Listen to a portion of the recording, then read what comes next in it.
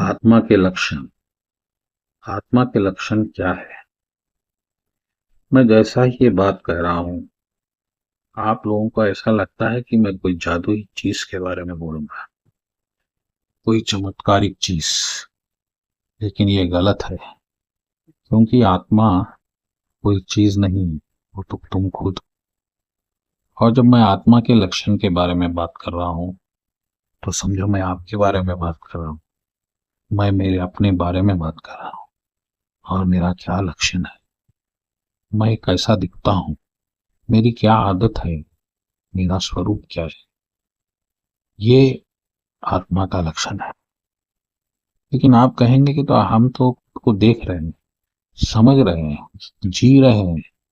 लेकिन वो तो झूठ है, क्योंकि जो तुम जी रहे हो, जो समझ रहे हो, जो कर रहे हो, वो तुम हो ही नहीं, क्योंकि वो तुम्हारे लक्षण है ही नहीं। वो तो कुछ और है जो तुम नहीं हो। और तुम नहीं हो, फिर भी तुम समझ रहे हो कि तुम हो। ये कुछ माया है, ये किसी की माया है।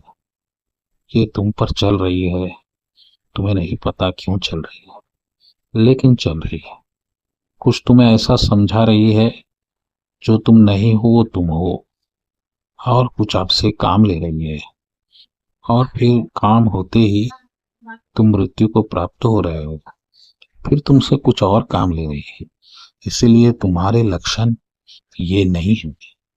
तुम्हारा लक्षण बार बार जन्म लेना या मरना नहीं है। कृष्ण गीता में कह रहे हैं कि वो तो कभी जन्मता ही नहीं। लेकिन तुमने तो जन्म लिया है। फिर ये कौन है जिसको आप ढो रहे हैं?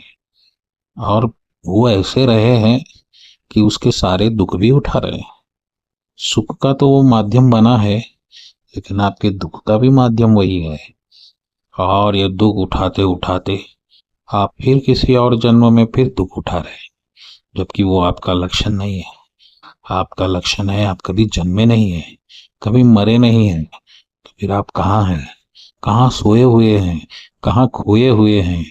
इस बात का ज्ञान लेना ही अध्यात्म है। यही